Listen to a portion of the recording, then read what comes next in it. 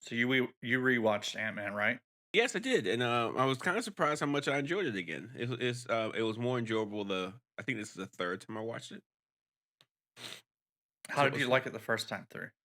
I think the first time I watched it, I was in a situation. This was back when it first came out. I was in a situation where I just didn't have time to really like digest it or enjoy it.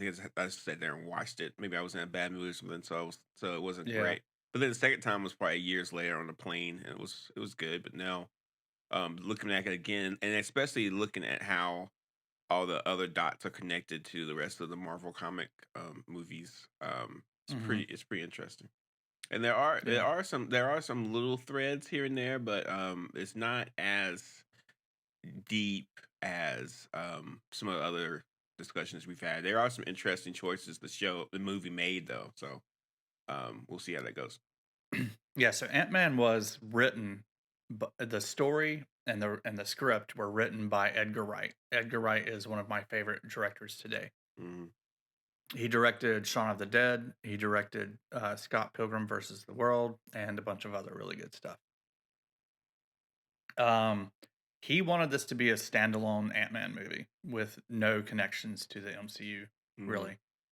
And that's where the creative differences came in, and that's why he ultimately walked away from directing the movie. So, So all the stuff with the Falcon and then the end credit scene and all that stuff that wasn't supposed to be in there?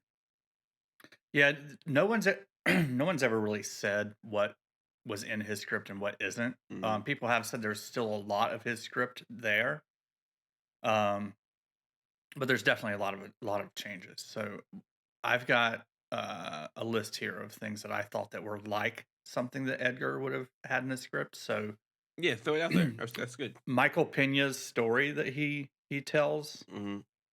and the way it's told, and just like showing all of the different people telling the story with Michael Pena doing all of the voicing of it That's and definitely him. how the lips sync up and everything. Yeah, that's definitely Edgar. That's exactly something that Edgar Wright would have done. Yeah, it's really funny. It's Um, really fun too.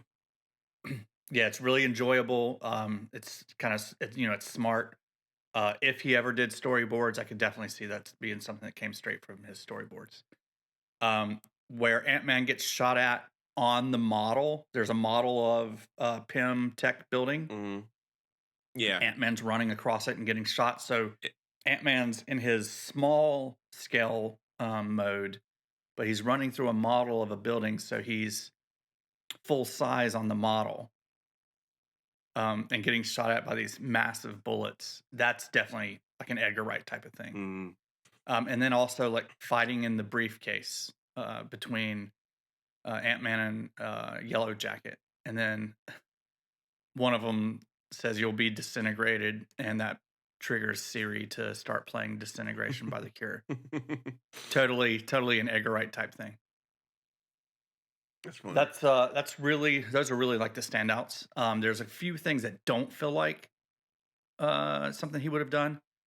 The cold open, I feel, is probably something that they added after he walked away. Mhm. You know, the cold opens where they're back in time and it's early days of Shield, and you've got Hank Pym coming in a very de-aged version of Yeah. um, the actor. What's his name? Uh, if you wouldn't have asked me, hang on, I got the IMB right Michael here. Douglas. Yeah, Is Michael that right? Douglas. Michael Michael Douglas. Yeah. Douglas. Yeah, they're getting really good with the de-aging, by the way. Yeah, it's eerily good, but still, most people don't have the technology yet to do it themselves. But yeah, Marvel does. They do a Yeah, really good job.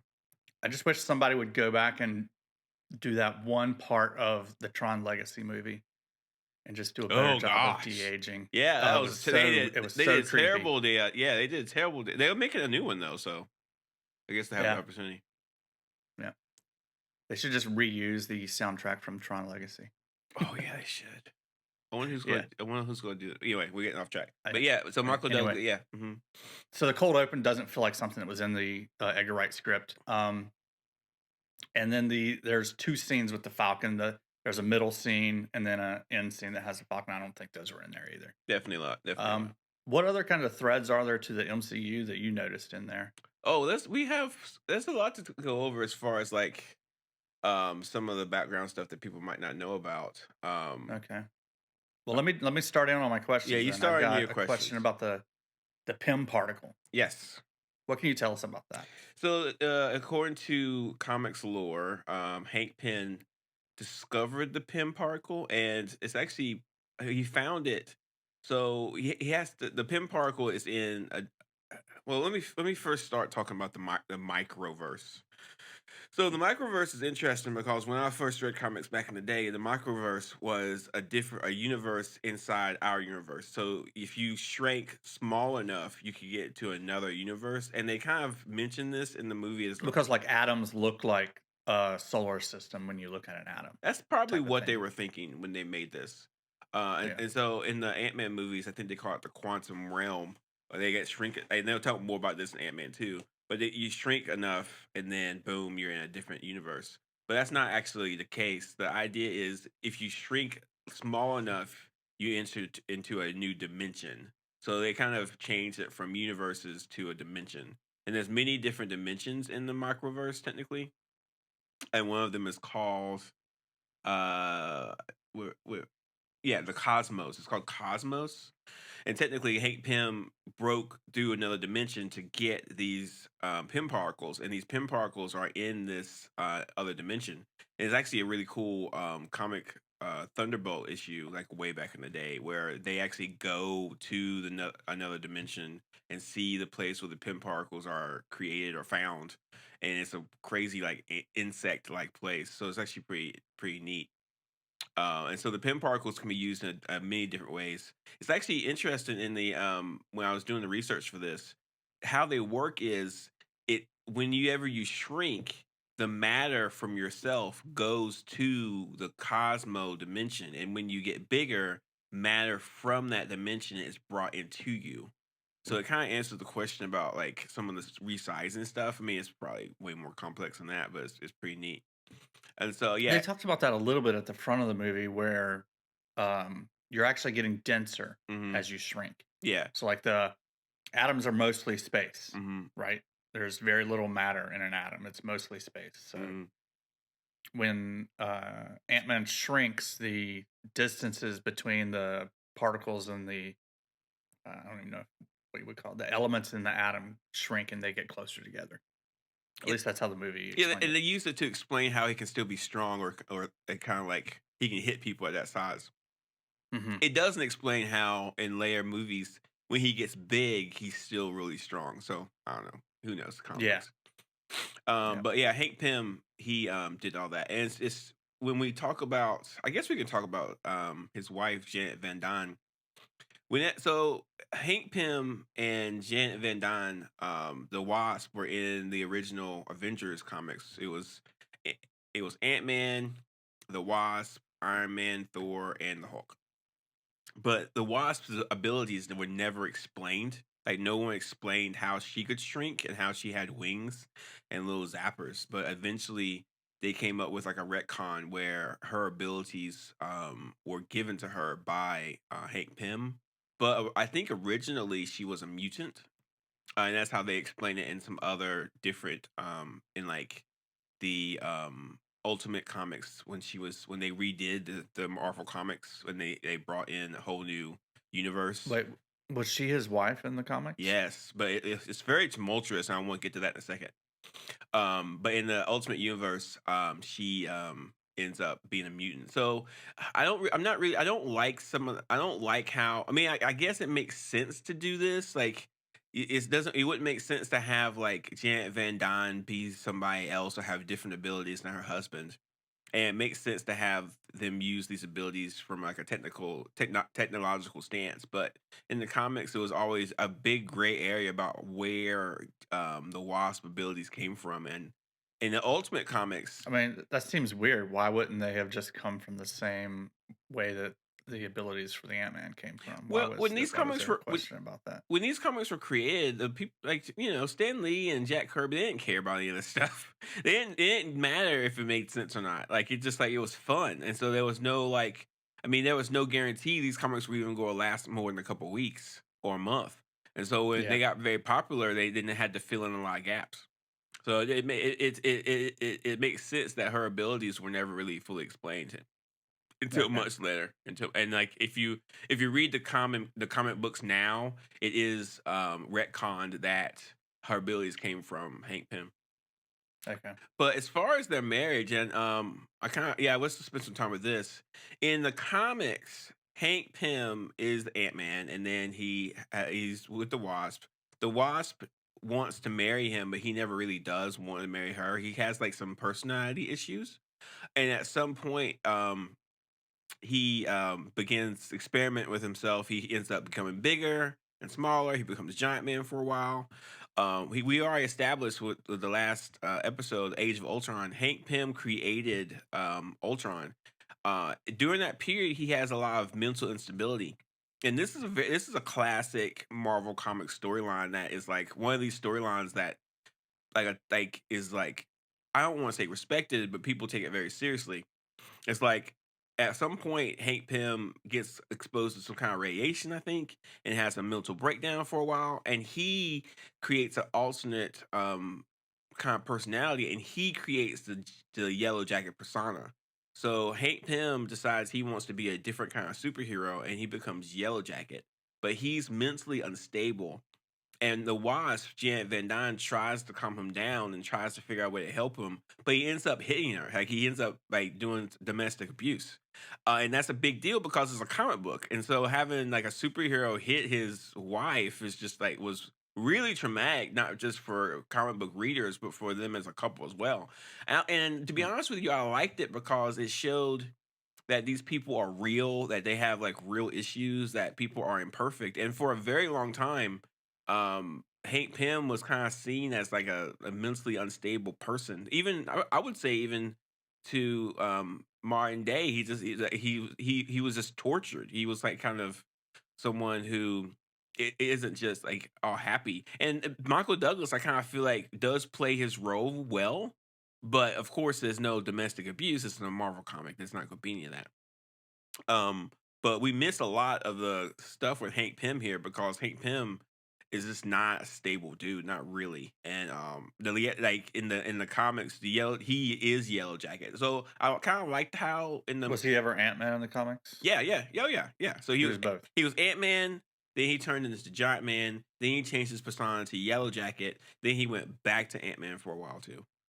And Okay. so it's like in the movie, Yellow Jacket is like this Darian Cross guy, but in the comics, that's never the case. There is a Darian Cross in the comics, but he was from 1966. He had like a 1 minute role, but then they brought him back after the success of this movie and made him a full blown character, like we've talked about. They do sometimes.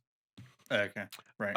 So part like when I look at Ant Man again, I kind of see a lot of the wasted opportunities here. There's a lot of Marvel lore and Marvel history tied into Hank Pym, Janet Van Dyne, the Avengers, and stuff like that that we just won't get because Hank Pym's never going to join the Avengers. So it's just like, well, oh well, we can't do everything. I guess. I guess that's how they look at it. Right. All right. So we got into all that by me asking you about the Pym particle, Hmm. which shows up in the cold open of the movie. So we're still at the cold open. Um, in the cold open, there's Peggy Carter's at the Hmm. table. Howard Stark is at the table, and some jerk is at the table. Who his name is apparently Mitchell Carson. Yeah. Is that somebody that we should know about? No, Okay. I'm not sure why he was in there. Yeah. It seems like he was in a previous movie too, but I'm not entirely sure about that. I don't recognize him. Yeah. Okay. All right. Well, what can you tell us about Scott Lang then?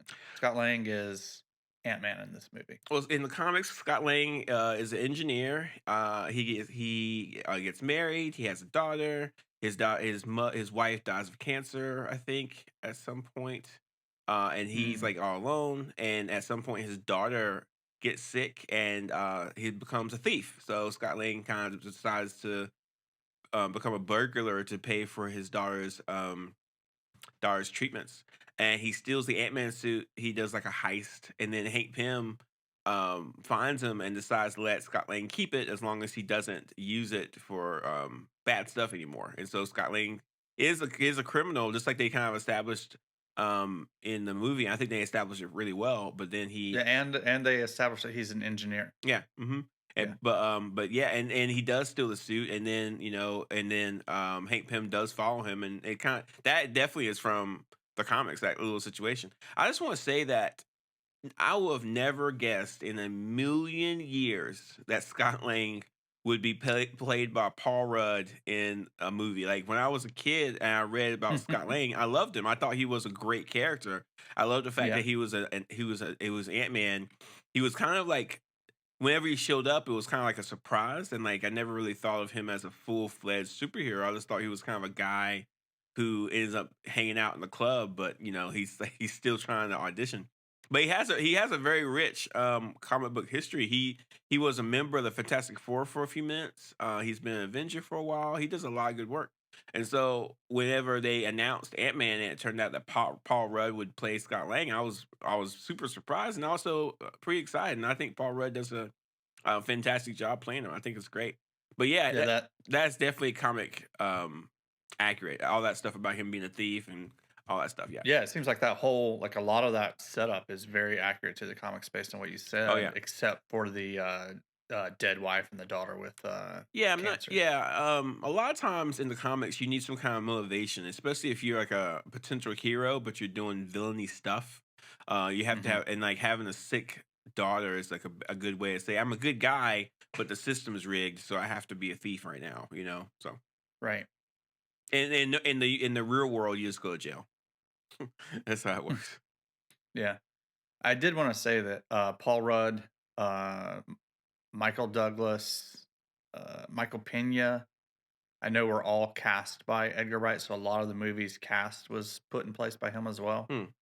So, I think Paul Rudd did a great job. Actually, all of them, those three people were awesome Yeah, throughout the entire movie. I So, think Paul Rudd's the perfect Scott Lang. I think he's great. I mean, he's real buff too, which is surprising. Um, yeah. I wouldn't think it. I mean, I wish that I could be in a Marvel movie, not to be in a Marvel movie, but just to have access to their nutritionists Oh yeah, and dude. their fitness I would trainers love that. for a Like, all while. right, like get me in shape. Right. This normally would Yeah. cost thousands of dollars. That's funny. Yeah. Yeah. Um, but yeah, and like Michael Pena in this movie, the movie would not be the same without him in it. He's awesome. He's great in this movie. Good Yeah, role. and sadly, he's not comic accurate. He's not in the comics at all, which is sad. Oh, really? He's not. Huh. And they Okay. put him in the What comics. about that whole crew? Like, No, no, I checked. But they put him in the comics after the movie came out. mhm. But he's not comic accurate. Has he gone on to do anything? No, he's just like Like, is he a he's just a 1 minute character in a comic book, dude. There's nothing. okay? All right. I didn't know if like maybe he got to become a superhero in some way or Mm-mm. something like that. No, not sadly, no. But I'm sure someone wrote some fan fiction. We should do a fan fiction dig one day just to see if there's a bunch of fan fiction about all this stuff that we could look at. Do you know Yeah. anything about the fan fiction world? I mean, I know it It's exists. crazy. It's so insane. Yeah. It's nuts. Anyway, keep going. All right. You already said Darren Cross is not from the comics. No. All right. Scratch that off. You talked a little bit about Wait, Yellowjacket. Darren Cross is in the comics, but he's not a big deal. But he was added after the fact, right? No, his first appearance was in 1966, and then he was just in one Oh. comic book, and that was it. And Okay. then they brought him back after the movie. Yeah. Gotcha. Okay. You already talked about Yellowjacket and how Hank Pym was Yellowjacket. Is there anything else you want to tell us about it? Is like the costume kind of accurate? No, the costume isn't accurate. Um, What about the abilities? no, he could. I mean, no, I mean, I think Yellow Jacket would shrink sometimes, but mostly he just did like acrobatic stuff. So no, and like it's really Do you have like the robotic arms? no, none of that. Oh. He was an old character. It was back in the like late 70s, early 80s, and then he just went away. And then like there's certain like Yellow Jacket when people read him in the comics, he hit his wife, so it wasn't like that anybody wanted to be him. Nobody thought that Yellowjacket was cool. Everybody's like, "Ugh, Yellowjacket, gross," you know? Right. And he's a perfect it's a perfect way to create a villain, making Yellowjacket the villain in this movie. I think it was smart. But So unfor he was never really a villain, and he was a tried to be a hero, but wasn't a very good one in yeah, the comics. yeah, it's just terrible. It's just like it's a dark moment in comics. Like it's hard to explain. There's certain events in comic books that are like a little dark moment, and like Yellow Jacket is one of those moments. So no, all that stuff was made up for the movie. Okay. I'm curious if there was a treatment where where Hank Pym was younger and they tried to incorporate some of this stuff in the movie. But I wonder, like, the same. So I think in the original, so in Edgar's script, I think, or at least a version of it, Yellow Jacket wasn't the villain, mhm, and that changed. I don't know who changed that, but I think I read that. okay, and like like how how we talk about how we talk about Tony Stark and his alcoholism. Yeah, That's yeah. how There's a lot of parallels here with Hank that's Pym, how the Hank Pym stuff is looked at, and so I'm sure and especially how the MCU treats it as well. yeah, so I'm sure the Marvel heads were like, you can't have Hank Pym hit his wife, or have a history of domestic abuse.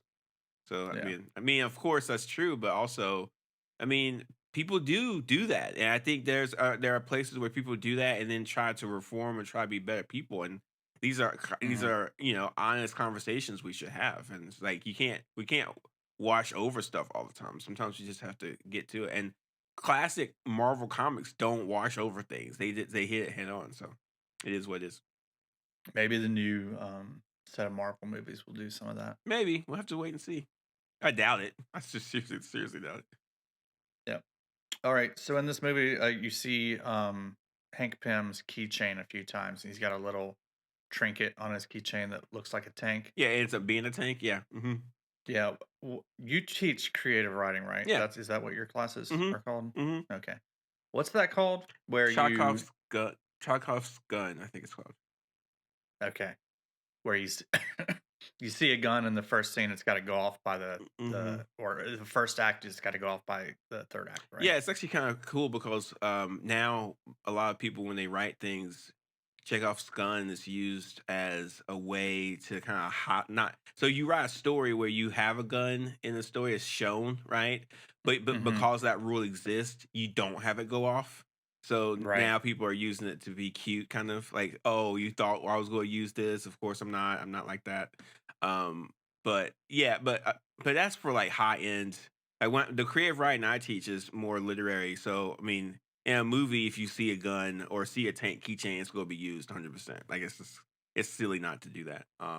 Yeah. These movies are written as like paint by colors. There's not a lot of creativity or risk taking. They don't like. There's no. We're talking about billions of dollars and millions of dollars and like people's time. So that's you can't like. There's no way they're gonna make a movie like this and have like a script that's going to do anything like weird. Like no, forget that. Like that's not gonna happen. Sadly. Yeah. So it shows up like twice, I think, in this movie before hmm you But I think it's it's revealed that cool it's when it him. shows up, and I kind of like it. It's kind of neat. Yeah, it's good. I like it. And you definitely like at first you're just like, oh, okay. The tank is there just to make the key. So the first time you see it is Hank Pym. He's walking into his office and he drops his keychain as he goes through a security gate. hmm Um, then the second time you see it is when Scott Lang is breaking into a house. He's burgling a house, and you see that same keychain. So now you're like, oh, that distinct keychain is to let us know whose Whose house house he's we're in? Yeah. burgling, right? But then the third time you see it is, oh, that little trinket is actually a shrunk down working tank. hmm So I thought that was pretty cool. They got two uses out of Chekhov's gun in this case. Yeah, they did good work. Um, was there? I mean, I guess was there a lot of like shrinking down vehicles and resizing them and stuff like that in the comics? Is that a thing? No, not really. In the comics, it's just like Hank Pym can resize himself and that's it. There's not. I mean, in some stuff later, they did some interesting things with resizing, but not much. It's just mostly him. Um, Okay. so it's not like. I mean, in the movies, I feel like they've done more interesting things with resizing than the comics ever did, Hmm. which is kind of neat. That's interesting. Yeah. Usually, it seems like the movies are a scaled down version of what's happening No, in the you're comics. yeah. So it's weird. I don't really think there has ever been a huge like market for resizing in comics. It's just like making yourself small isn't like interesting to comic book people. I don't know why. It's just like, oh, cool, I'm small now. It's like, I mean, that does seem like something that's got a bigger wow factor when it's a live yeah, action and versus hand drawn something because yeah, duh, you can just of course you can just draw somebody small in a comic book. There's nothing wowing about that. And I also feel like when we look at the power dynamics, like making yourself becoming a giant, that's always been been cool in the comics. But Mhm. to be smaller, it's like, well, what can you do? You're tiny. Like, there's not much you could be able to do, really, you know. And so I feel like the Ant-Man the movie and the stuff that he would do in the Captain America Civil War kind of highlight his abilities as a small little dude. And I think the comics never really did that, to be honest with you. So I never thought that Were you a fan of Ant-Man though when you were reading I that? don't in the comics, I don't know. I was a fan of Scott Lang, Okay. but I wasn't a fan of like the whole shrinking mythos, like the whole oh wow he's small now. Like there's a comic character in the DC universe called the Atom. He does some really cool stuff because he actually shrinks to the point of subatomic. Um, but yeah, no, I don't. Nobody cares. Not until Ant Man. Then I think Ant Man, just the visual effects and stuff of it did kind of highlight the coolness of it. So yeah. Right. Yeah, they did a great job.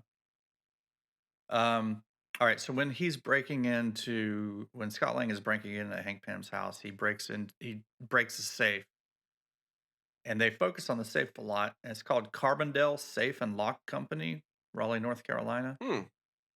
Um, No, I the Raleigh, North Carolina bit I think comes because that's where the director's from. okay. But does Carbondale Safe and Lock Company mean anything to you as a comic book reader? As a now off the top of my head, no, I never. Not at all. Okay.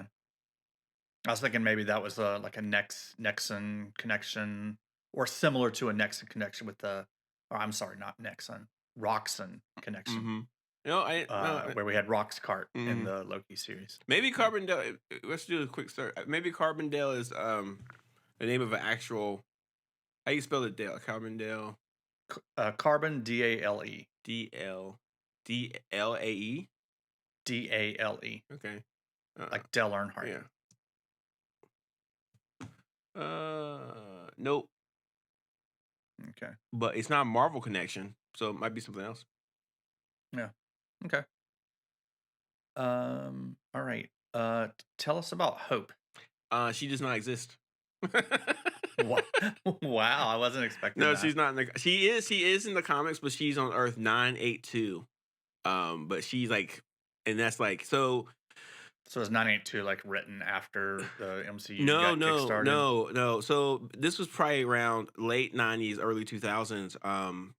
That Spider-Man and Mary Jane get pregnant in the Marvel universe 616.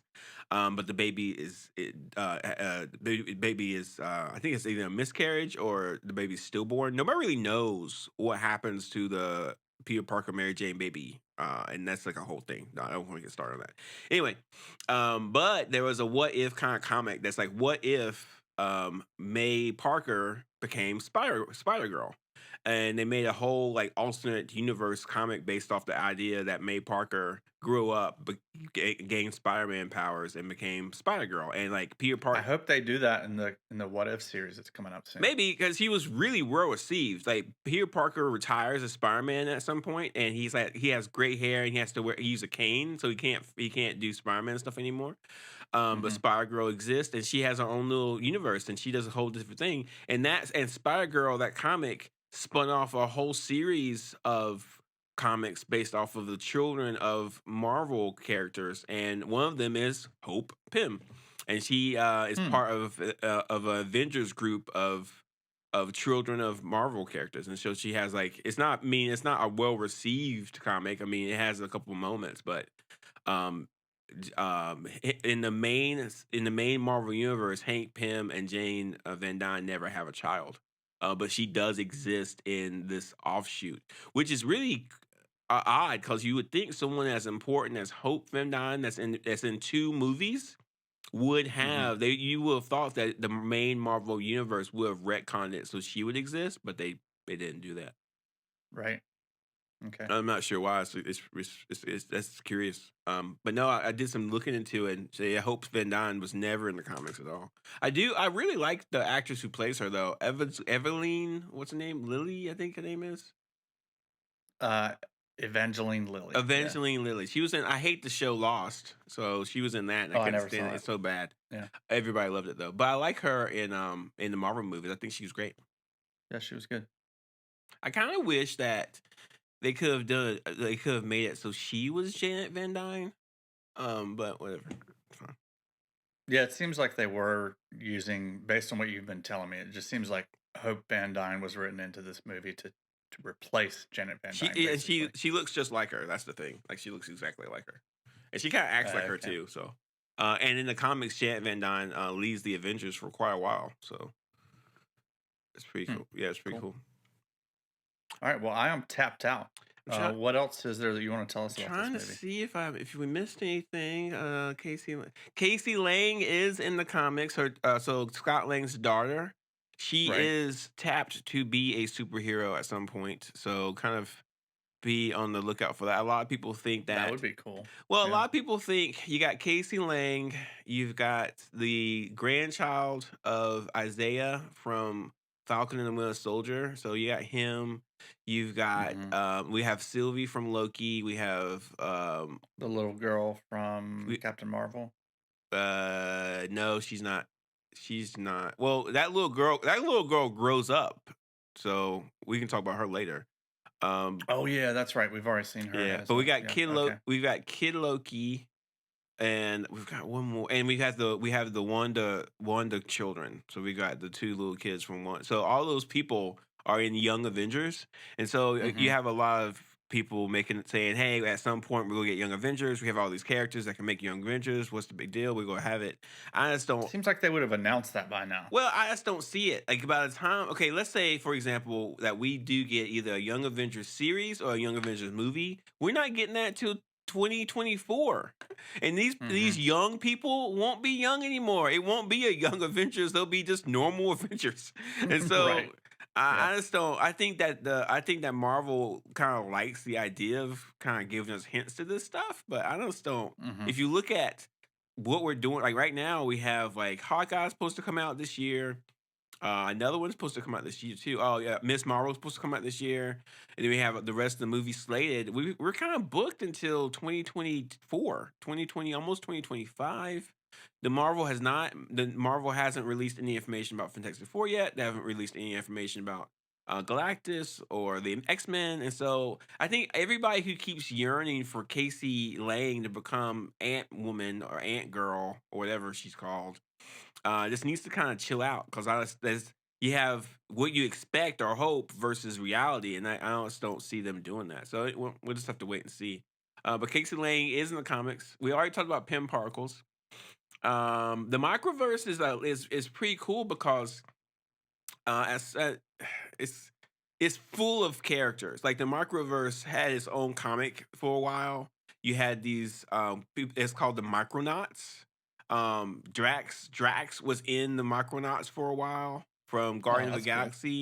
Galaxy. The original Captain Marvel had two children, and his son was trapped in the microverse for a long time. So the micro so and like it's kind of packed full of some interesting, cool history, and that it's untapped. So maybe one day we'll see that. I feel like that's something that we could touch on. And like the third Ant Man movie is slated to come out, so that could tap into that. So that'd be neat. But that's it. Yeah, it's like oh wait, I forgot the so we have we have Ant-Man fighting the Falcon, which I thought was a good fight, by the way. Did you like that fight? It was pretty good. You didn't like it or you didn't like it? I mean, it was pretty good, but even the first time I saw this, I knew that why Edgar Wright left, and I was kind of salty about that. And then you saw that, And saw that, yeah, having Falcon in here is not something that he would have wanted put to in there. do. So Mm. I was already soured on the whole idea. Okay, that's true. Okay. Um, so okay, all right. But so I looked at the schedule for these like I was doing my research for this, and I do quite a bit of work before we do any kind of discussions. So this came out in July 17th, 2015. And we also had Avengers Age of Ultron in May 2015. We're not going to get another Marvel comic movie for a year. And did you know that they kind of set up two Marvel comic movies per year for quite a while? Doesn't it feel like they put out more than that? Yeah. But, it's like always two a year. Like it was Iron Man 3 and Thor the Dark World in 2013, The Winter Soldier and Guardians of the Galaxy in 2014, Age of Ultron and Ant Man in 2015. Then we got Civil War and Doctor Strange in 2016. And we will get three a year towards 2018 and 2019. But yeah, it's like, and the end scene where it kind of sets up Civil War, we won't get that for a whole year. And it feels like, what did we do? What did we do for that year? Like, we were waiting for Marvel Comics movies for a year. Like, we were just sitting around. I don't know. It's just, it feels like we got these movies far faster, but I don't know. Speaking of the end credit scene, tell us about that. It's Captain America and the Falcon, and they have the Winter Soldier in a little trap, and it's hinting His about arm in a vice. yes, arms and advice. I don't know why I call it a trap as advice, and they hint that Tony Stark's not on their side. There's some kind of accords, and they hint like there's something they need help with, and they hint that Ant-Man could come back. It's a really good. I think it's a really good cutscene as far as like trying to preview the Civil War and what's going to happen because it feels like where are we right now? Like what happened where Captain America and Falcon are on their own with Winter Soldier and Vice and this and what are they doing? I thought it was really well done. Um, and then of course we get Civil War, which is going to bring back Ant-Man. Right. So, but yeah, I feel you on this, Mike. I feel like Ant-Man would have been a lot more fun if it didn't have a lot of these other things tied into it that he didn't want. I respect that. Yeah. But if you sign into a Marvel movie, you're gonna have to do what they say, and it sucks. I think they probably said that he could get what he wanted And then change their until mind. he was doing it. Yeah. Yeah, I buy that. And then they're like, "Hey, this is great. Let's throw a little bit of this in there." And he's like, "Yeah." Yeah, and like, of course, Because one thing he also got was he apparently had been talking to them about doing this for a long time, and one thing he got them to do is to not introduce Ant-Man before the movie. huh. So this movie was what got to introduce Ant-Man, rather than having him show up as a few minutes in a previous Yeah. movie like they do with a lot of characters.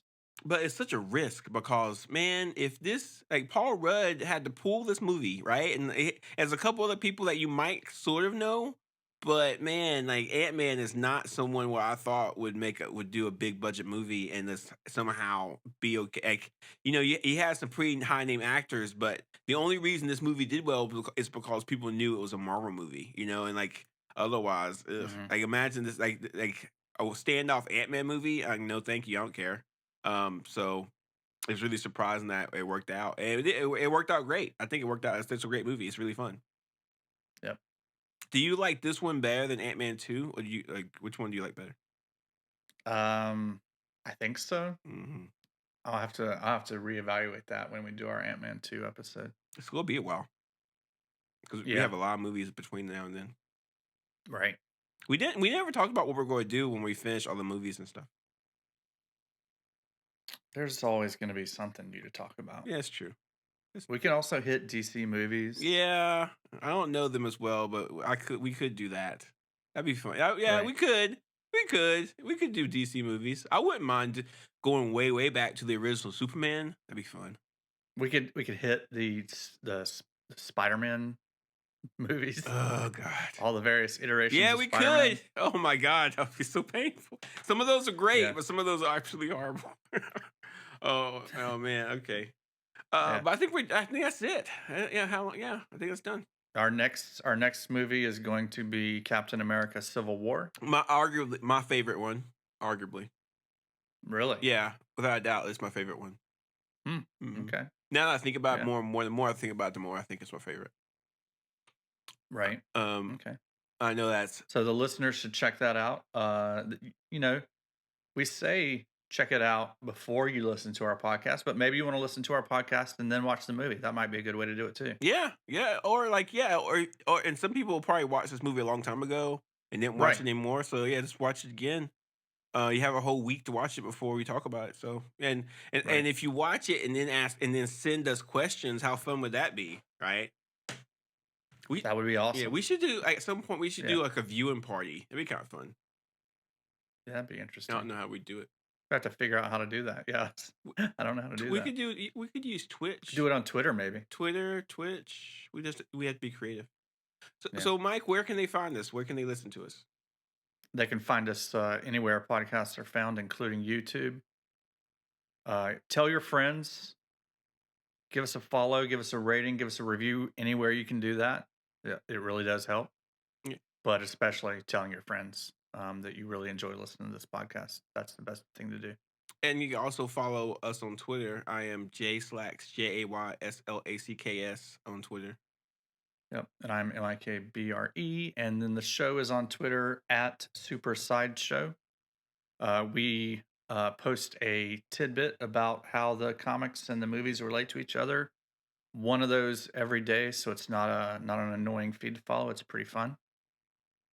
Yeah, and Yep. I'm going to write another Medium post about something today. I have no idea what it's going to be about though. Oh, that'll be interesting. Looking forward to that. Yeah, I have no idea what's going to be. We'll see.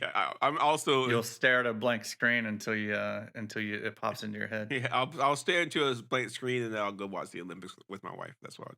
Right. All right. All right. Well, we'll see you next time for Civil War. Yeah. See you next time. Thanks. Thanks everybody.